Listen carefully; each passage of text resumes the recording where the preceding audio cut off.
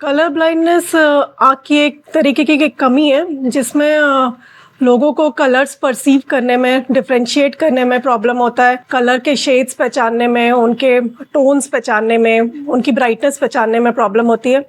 ऐसा नहीं है कि उनको बिल्कुल भी कलर्स नहीं दिखाई देते या सिर्फ ब्लैक एंड वाइट, सारे कलर्स उनको ब्लैक एंड वाइट दिखाई देते हैं। ऐसा बहुत कम रेयर होता है, दैट इज़ जिसको हम लोग एक्रोमेटॉप्सिया बोलते हैं। ज़्यादातर उनको कलर्स वॉश्ड आउट या फेडेड दिखते हैं, पर वो पहचान लेते हैं।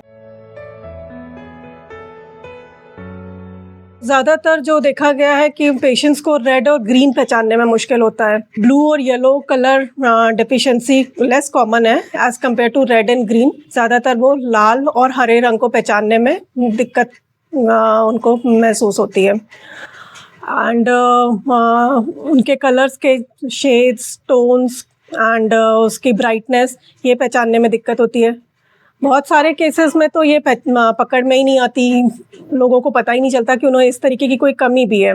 जब वो किसी मेडिकल चेकअप के लिए जाते हैं या किसी स्क्रीनिंग के लिए जाते हैं या फिर वो किसी मेडिकल होते हैं किसी कंपनीज़ के लिए और किसी एग्ज़ाम्स के लिए, तब उसमें उनको पता चलता है कि उनको इस तरीके भी कोई कमी भी है।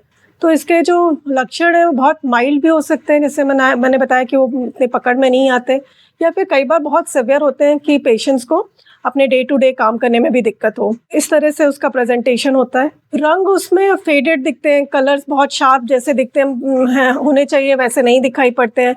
जैसे मरीज़ जो है वो रेड के जो डिफरेंट शेड्स होते हैं, मैरून है, रेड है, उसको नहीं डिफरेंशिएट कर पाएगा। पिंक उसको नहीं समझ में आएगा। हरे के भी जैसे उसको ब्राइटनेस, जिस तरीके की ब्राइटनेस होती है, कोई एक जो नॉर्मल व्यक्ति जो उसको परसीव कर लेता है और तुरंत से बता देगा कि ये इस तरीके का गाढ़ा हरा रंग है या हल्का हरा रंग है। तो ये जो कलर ब्लाइंड पर्सन्स होते हैं उनको ये पहचानने में दिक्कत होती है, इस तरह के कलर्स को आइडेंटिफाई करने में। कलर ब्लाइंडनेस देखिए ज़्यादातर तो ये कंजेनाइटल होती है, दैट इज़ कि वो जन्मजात होती है, पेरेंट्स से बच्चों को मिलती है। तो कंजेनाइटल होती है। बच्चा जब पैदा होता है तो उसमें ये बीमारी रहती है जिसके हम लक्षण बाद में देखने को मिलते हैं। पर ये एक्वायर्ड भी की जा सकती है, मतलब आप कुछ डिजीज़ेस की वजह से, कुछ इंट्राक्रेनियल कॉजेज़ की वजह से, कुछ आई डिजीज़ेस की वजह से, कुछ और शरीर में सिस्टमिक डिजीज़ेस की वजह से ये बाद में भी डेवलप की जा सकती है, जिसको हम एक्वायर्ड फॉर्म बोलते हैं।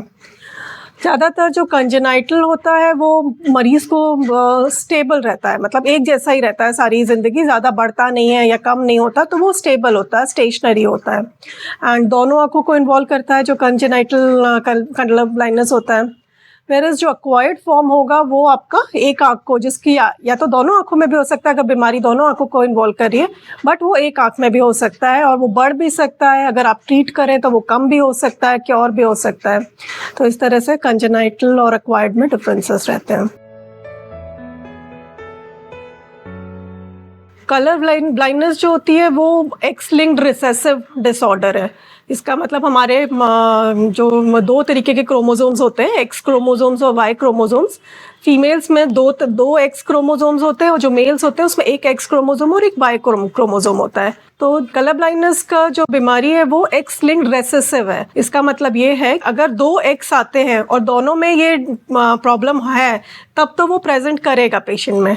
पर अगर एक एक्स आता है और दूसरे एक्स नॉर्मल होता है, एक अबनॉर्मल एक्स है और दूसरा एक्स नॉर्मल होता है, तो ये प्रॉब्लम नहीं प्रेजेंट करेगा और the patient will be the carrier, पर वो प्रेजेंट नहीं करेगा, उसको सिम्टोमेटिक नहीं होगा। वेयरएज़ मेल्स में क्या होता है कि क्योंकि एक ही एक्स क्रोमोसोम होता है तो वो प्रेजेंट करेगा, उसमें वो उसकी लक्षण देखने को मिलेंगे।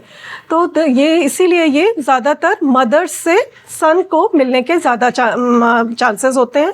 फीमेल को तब मिलेगा जब ये दोनों पेरेंट्स इन्वॉल्व होंगे, दोनों एक्स डिजीज्ड क्रोमोसोम अगर एक एक दोनों पेरेंट्स से आते हैं तब वो फीमेल्स में सिम्टोमेटिक और कलर ब्लाइंड फीमेल होएगी। तो इसीलिए इसे मेल्स में ज़्यादा कॉमन होता है। इसी वजह से इसका इंसिडेंस मेल्स में 8% तक होता है और फीमेल्स में ये लेस देन 1% मिलता है इसका इंसिडेंस।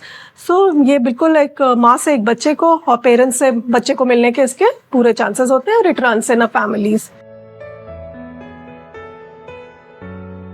डायग्नोसिस बहुत सिंपल है एंड ये आप आराम से किसी भी, अगर आप ऑफ्थेल्मोलॉजिस्ट को कंसल्ट करेंगे या जहाँ पे भी स्क्रीनिंग होगी तो विजन के साथ कलर ब्लाइंडनेस की भी स्क्रीनिंग होती है। एक सिंपल चार्ट्स होते हैं जिसको हम इशियारा चार्ट्स बोलते हैं। बेसिकली ये प्लेट्स होते हैं, इसमें डॉट्स के फिगर्स बने होते हैं डिफरेंट कलर्स के। उन नंबर्स को आपको अगर आप परसीव कर लेते हैं within a period of time, like they say within less than 20 second, हर प्लेट को अगर आप उसमें जो नंबर अलग से लिखा है अगर आप उसको परसीव कर लेते हैं तो that is you are not having this problem. So simple test होता है, इशियारा चार्ट से इसकी स्क्रीनिंग हो सकती है और ये आराम से पकड़ में आ सकता है। इसमें सच उपचार तो कंजेनाइटल का नहीं है, कंजेनाइटल को हम ट्रीट नहीं कर सकते हैं और ये एक बार है तो वो ज़िंदगी भर आपके साथ रहेगा। पर यूजुअली ऐसे देखा गया है कि बहुत ज़्यादा सिग्निफिकेंट डिसेबिलिटी नहीं कॉज करता। पेशेंट उसके साथ डे टू डे लाइफ में उसको अडेप्ट कर लेता है, उसके साथ उसको रहने की आदत हो जाती है, तो ये बहुत ज़्यादा प्रॉब्लम नहीं कॉज करता। बट स्टिल अगर वो पहले हम उसको, जैसे ज़्यादातर जब पेरेंट्स या टीचर्स बच्चों को कलर्स सिखा रहे होते हैं तब उनको समझ में आता है बच्चे को कुछ कलर्स में प्रॉब्लम हो रही है या स्क्रीनिंग में पकड़ में आता है, तो फिर हम उसकी एक्टिविटीज़ उस तरह से प्लान कर सकते हैं। हम उसको बता सकते हैं कि ये कलर्स वो कम परसीव करेगा, तो हम उसकी उस तरीके से लेबलिंग कर सकते हैं उसके सामान की, या फिर हम जैसे उसको सीक्वेंसिंग बता सकते हैं। ट्रैफिक लाइट्स के लिए red blue, red yellow green के लिए हम उसको सीक्वेंस बताया जा सकता है, तो हम उसको इस तरीके से ट्रेन किया जा सकता है अगर वो हम उसको पहले से डायग्नोस कर लें। कुछ स्पेशल कॉन्टैक्ट लेंसेज आते हैं, ग्लासेस आते हैं जिसमें कि हम ये कलर्स को हम ज़्यादा इन्हांस कर सकते हैं, उसके फिल्टर्स यूज़ कर सकते हैं।